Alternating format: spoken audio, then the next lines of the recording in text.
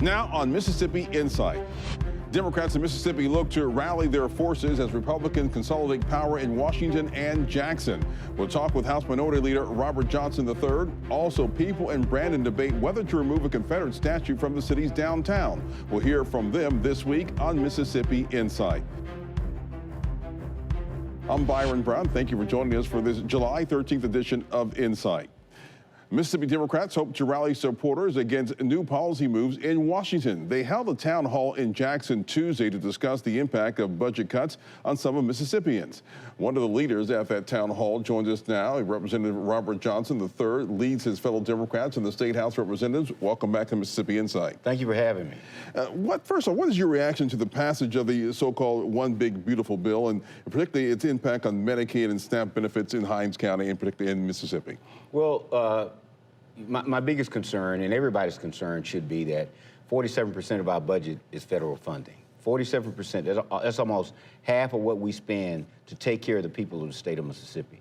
And a lot of that finds itself seated in health care funding, funding for children, for food and for education, and for infrastructure. And when you see those kind of cuts, it causes grave concern. And then you put that on top of the fact that we just did a major tax cut ourselves. And so I don't know how we're going to be able to provide the services that we provide for our citizens with those kind of budget cuts. When it comes to Medicaid, what impact is it going to have on Mississippi when it comes to Medicaid, particularly in Hinds County and even in your district? Well, I can tell you that the projection is that we're already underfunded in Medicaid as it is, because we don't take advantage of the Medicaid expansion money, which has cost us over the last 14 or 15 years about $16 billion. And then you consider that in this Medicaid cut that we're about to see now, that Mississippi is going to lose another $500 million, somewhere upwards or above that. And look, hospitals are closing. We already have the lowest patient per doctor per capita in the country. It's just going to be very devastating to people's health care here in the state. Hospitals are going to close. What kind of numbers are you looking at of people who could lose benefits in Mississippi?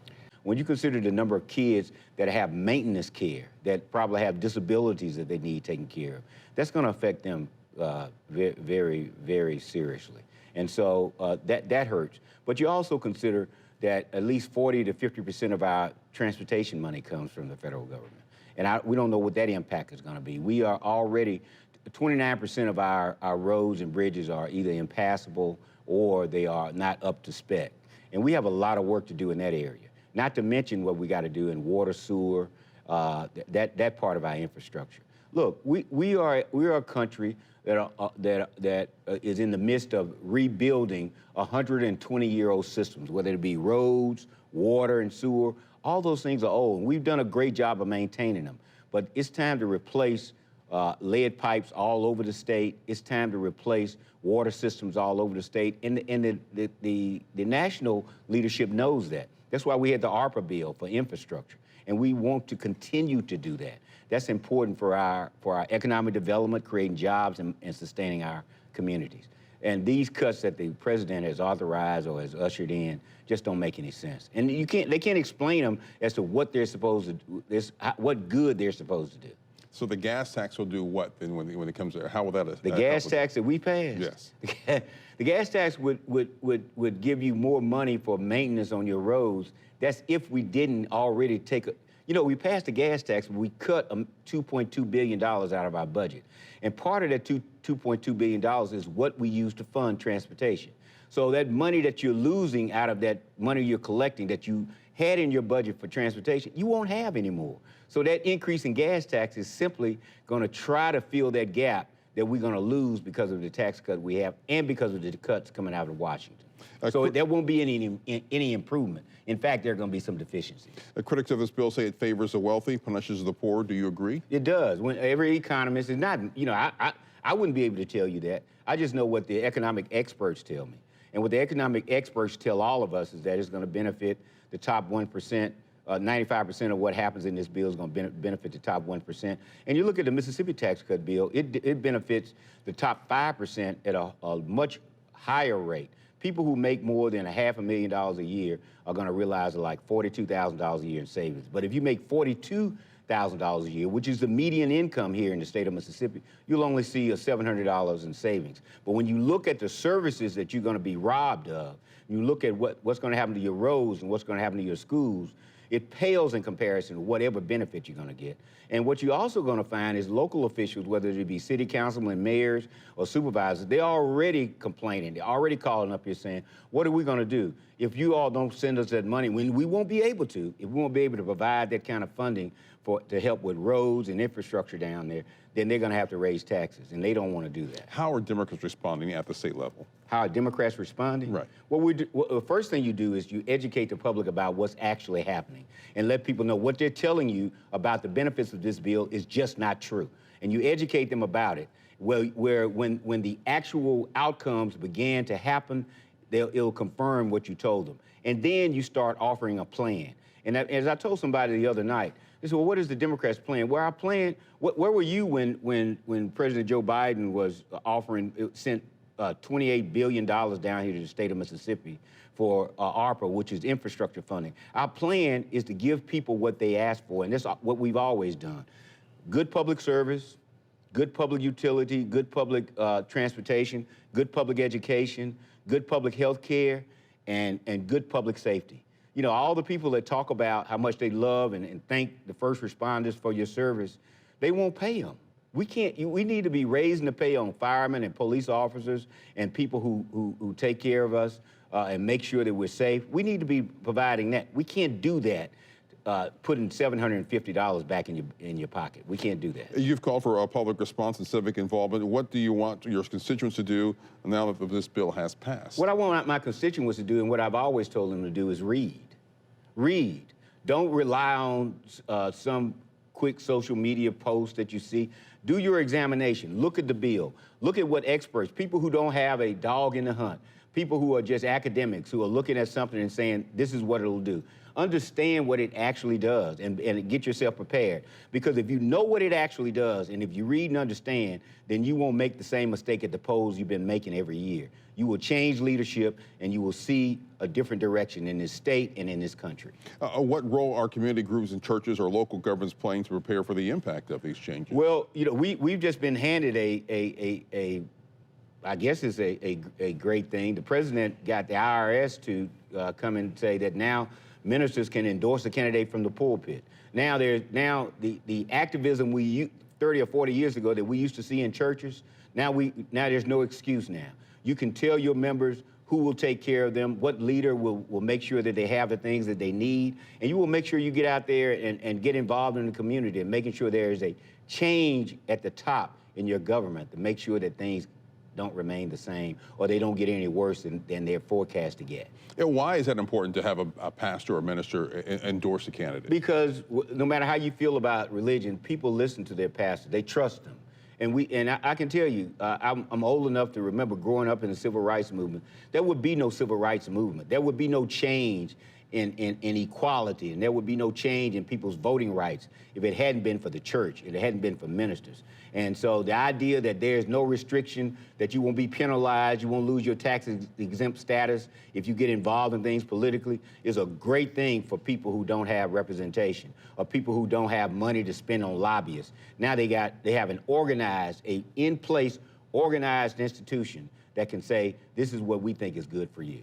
As a House Minority Leader, how are you shaping the Mississippi Democratic Party strategy heading into the midterms?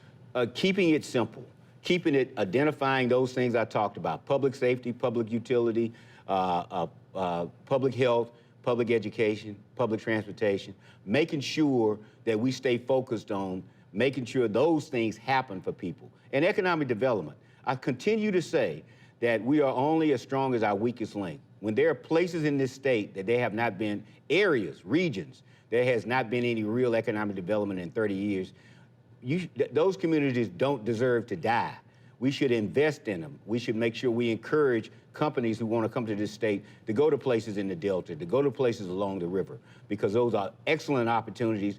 They have trained workforces, and we have ingress and egress on the river, on the highways, and on the rail. we can do tremendous things along those areas. Former Democratic Ty Pinkins announced that his departure from the party as he runs for the U.S. Senate. Why do you think he made that move, and are you concerned that more candidates from the Democratic Party will abandon ship and leave the party? No, I'm not concerned about that, and I like Ty Pinkins. I think he's a great young man. I don't know why he made that decision, but I can tell you that when I look at the mayoral races and the city council races that happen in this state, Democrats, people who switched from Democrat to independent, lost overwhelmingly. And I can tell you that whatever deficiencies, whatever frustrations you have with the party, it can only get better if you stay in there and we work together. Everything goes through changes. We're going through those changes, but the party is on its way up. This is not the time to leave. If someone's watching and wants to get involved today, what are your thoughts, and what do you say to people who want to get involved with the Democratic Party? If you want to get involved in the Democratic Party, we need youth. We need young people to get involved in the party. We want as many young people as possible. I think that's one of the things that the party has lacked, input from young people, understanding what their issues are, the people who we want to keep here in this state. We want to encourage them to get in touch with the party. I don't have the number right now, but if you Google it, you can find the Mississippi Democratic Party website and get involved. There's room and there's an enormous amount of work to be done. Real quick before we go, are you encouraged by the new administration, the Horn administration leading the city of Jackson right now? I think change is always good. I have known John for more than 30 years. I think he's an excellent statesman, and I think he can do as much as he wants to do, because I think people are ready for change and people want to help. And I think as long as he has the right people around him, I think he'll do a tremendous job. All right. Always good talking to you. Appreciate you joining us. Thank you. All right. And we'll be right back.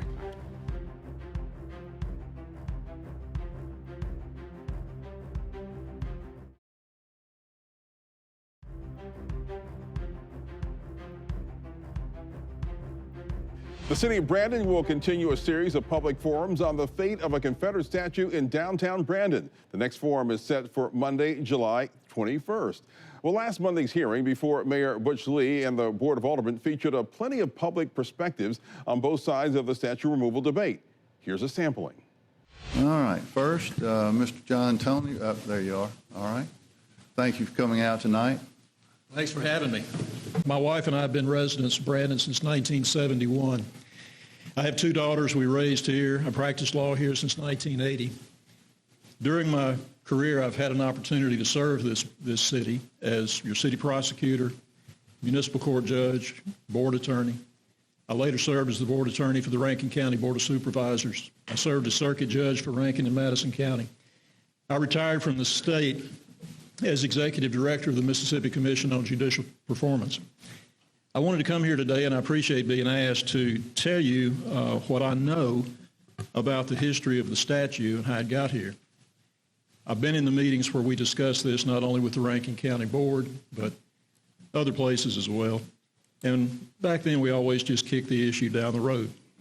Nobody wanted to address it. Y'all have. I'm not going to try to sway you today one way or the other. That's your job, your vote. But I will tell you this, you're not plowing new ground.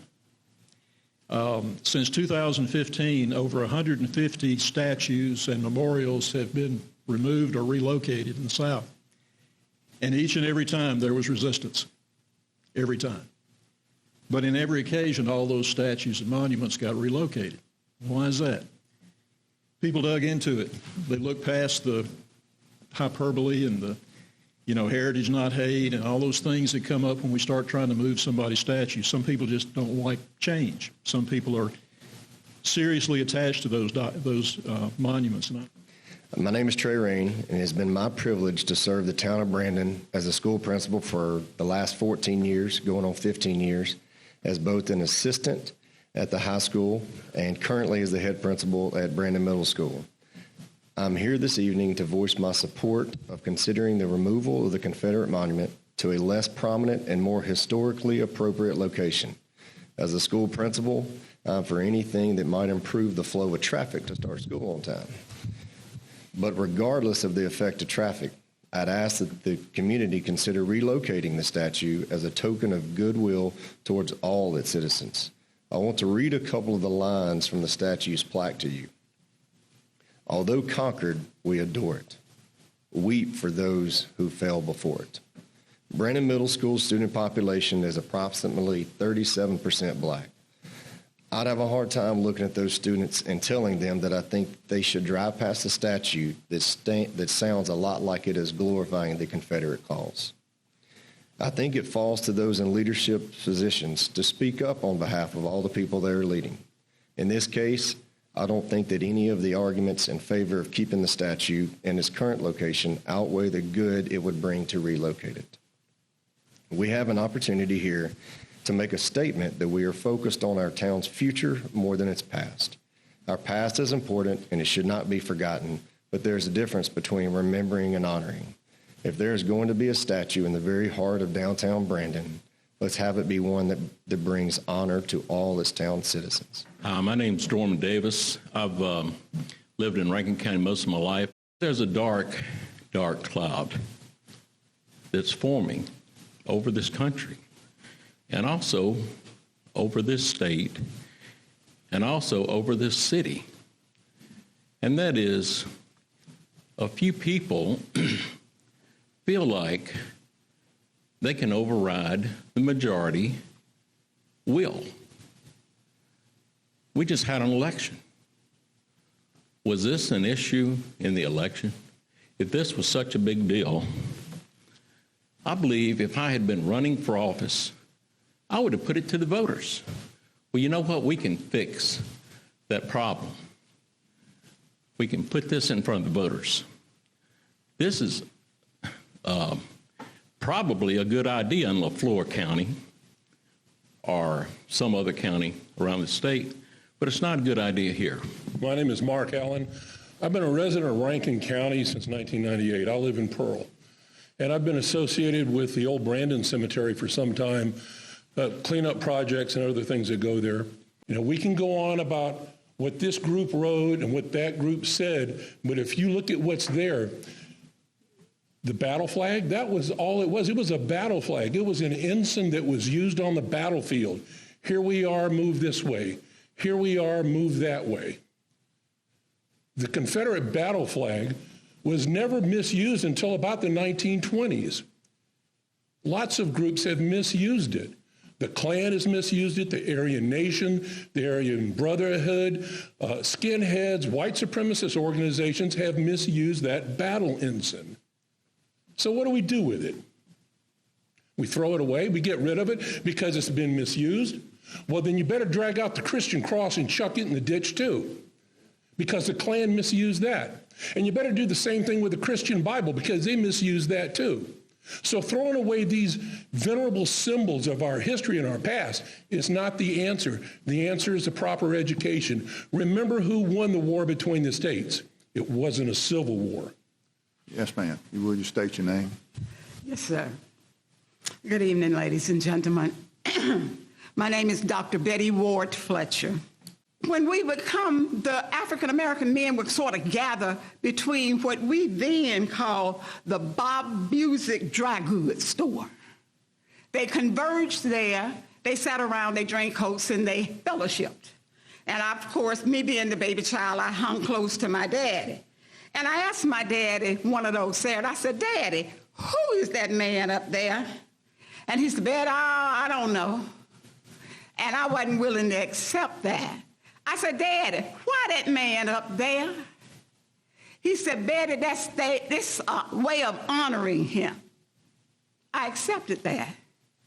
Then I said again, though, it wasn't clicking. What's his name, Daddy? He said, Betty, he ain't got no name. And that really puzzled me. Daddy was actually withholding from his baby girl the pain of telling me why that statue was there. And of course, I later learned the real story. It was painful. It continues to be painful. Daddy's little baby girl, after going to segregated schools here in Rankin County, went on to have a successful career in higher education after having studied at Piney Woods and some other institutions.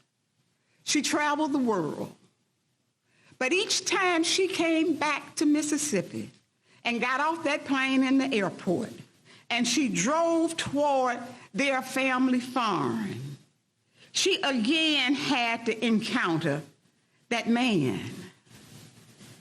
She had to drive through Brandon and past that monument that's been telling her all of her life, your hometown continues to honor one who fought to maintain you and your people in slavery. That might sound harsh, but it's the truth. I forgive. He requires me to. However, I ask my hometown to take a stand. I ask you to decide enough is enough, and be the light for a city, a county, a state, and a nation that truly needs a light.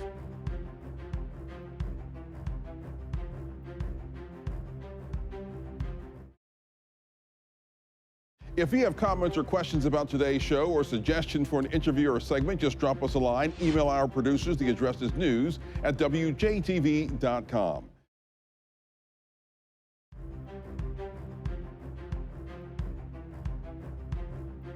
Big thanks to Robert Johnson III for joining us this week. We'll be back next weekend with more of the political and current affairs coverage that you demand.